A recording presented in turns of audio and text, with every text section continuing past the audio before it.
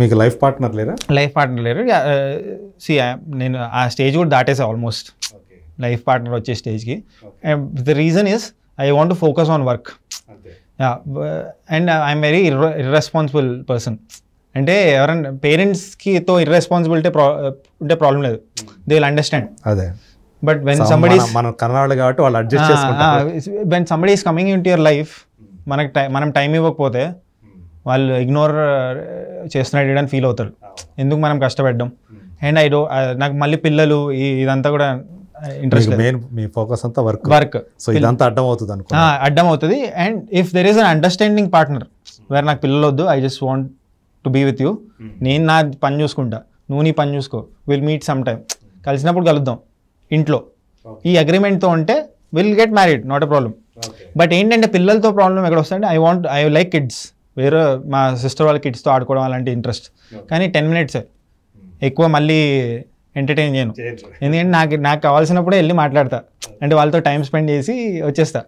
అదే మీరు ఎలా ఉండాలనుకున్నారో అలా ఉండాలంటే దాని దూరంగా ఉండాలనుకున్నారు అంతే. ఇప్పుడు కమిట్మెంట్స్లోకి వెళ్ళకూడదు. బ్యూటీ ఏంటంటే if I'm able to be like this even after marriage, I think that is the achievement. నా పార్ట్నర్ కూడా అలానే ఉండాలి. నేను నా లైఫ్లో వచ్చి ఆమెను రెస్ట్రిక్ట్ చేయడం, నువ్వు అటెళ్ళకు ఇటెళ్ళకు, అలాంటి రిగ్రెసివ్ మైండ్ సెట్ ఉండకూడదు. తను ఎప్పుడు కావాలంటే తను వాళ్ళ ఇంటికి వెళ్ళొచ్చు. ఆమె ఏం చేస్తుందో ఆమె కూడా ఆమె కెరియర్ మీద ఫోకస్ పెట్టాలి. వాట్ షీ లైక్స్ ఆ మెడిటేటివ్ స్టేట్లోకి వెళ్ళాలి. పని చేస్తున్నప్పుడు మెడిటేషన్ ఏది గుర్తు రాకూడదు, అంతే కదా. అదే బ్యూటిఫుల్. ఇప్పుడు దాకా అమ్మాయిలు రాలేదా? రిలేషన్షిప్లో ఉన్నాను, ఓకే. ఇప్పుడు కూడా రిలేషన్షిప్లో ఉన్నాను. బట్ ఏంటంటే ఇప్పుడు కూడా అదే చెప్తాను, ఓకే. ఇఫ్ అది నెక్స్ట్ లెవెల్కి వెళ్తే చూద్దాం. ఇవన్నీ కన్స్ట్రెంట్స్ ఉన్నాయి కదా. అండ్ ఏంటంటే పిల్లలతో ప్రాబ్లం అదే చెప్తారా ఎవరైతే మీతోటి ఇది ఉంది. మరి ఇఫ్ ఇట్స్ ఓకే అది చూద్దాం.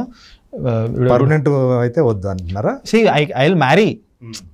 బట్ ఏంటి ఇది చెప్పాను కదా, ఎలాంటి రెస్ట్రిక్షన్స్ ఉండకూడదు. I will do my work, not that I won't be loyal to you. నేను వేరే అమ్మాయిలతో తిరుగుతా అనే టైప్ కాదు.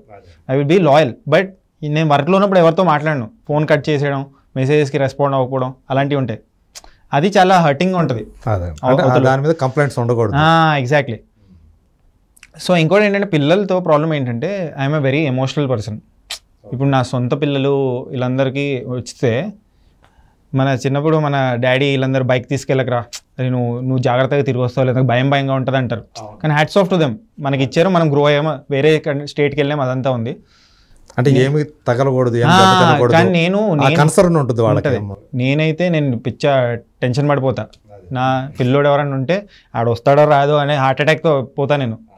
నాకు ఎందుకు అంత ఎమోషనల్ అంటే పిల్లలు బైక్ తీసుకోవాలి, ఎస్పెషలీ కరెంట్ జనరేషన్ ఇంత అడ్వాన్స్మెంట్ అయిపోయింది. ఎక్కడైనా నాకే చాలా యాక్సిడెంట్స్ అయ్యాయి, ఇక దెబ్బలు అన్నీ ఉంటాయి నడుపుతున్న ప్రాసెస్లో ఇనీషియల్గా.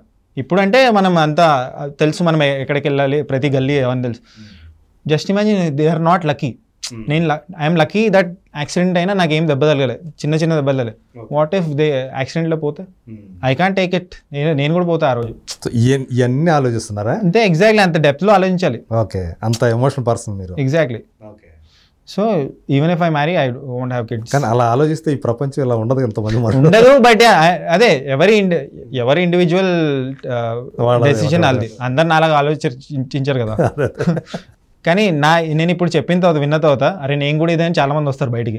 అవును, ఉంటుంది ఇప్పటికీ స్టిల్. ఇప్పుడు నేనైనా అనుకుంటా, నేను అబ్బాయి తీసుకెళ్తుంటే బైక్ తీసుకెళ్తుంటే వాడు ఇంటికి వచ్చేదాకా కూడా ఇక్కడ ఉంటుంది అనమాట. వస్తే ఎప్పుడు వస్తాడు వచ్చేదాకా మనకి అది ఉంటుంది. అది తర్వాత వాళ్ళు గ్రో అయిన తర్వాత, వాళ్ళు పెద్దగా అయిన తర్వాత మంచి పొజిషన్కి వెళ్ళినా వారు వెళ్ళకపోయినా దే ఆర్ అవర్ కిడ్స్, వాళ్ళు మన సొంత వాళ్ళే. కానీ ఎప్పటికి వెళ్ళినా ఇప్పుడు మా మదర్కి స్టిల్ ఆమె చిన్నపిల్లోడినే. నేను ఇంత జుట్టు పెరిగినా, ఇంత పెద్దోడినైనా, ఆమెకంటే పొడుగ్గైనా మదర్కి ఎప్పుడు చిన్నపిల్లలం కదా, నువ్వు పిల్లోడురా అనే ఫీలింగ్లోనే ఉంటుంది. సో అలా అవి ఉన్నాయి, ఇవన్నీ ఈ యాంగిల్స్ ఉన్నాయి. సో అందు గురించి దాంట్లోకి వెళ్ళా. ఓకే.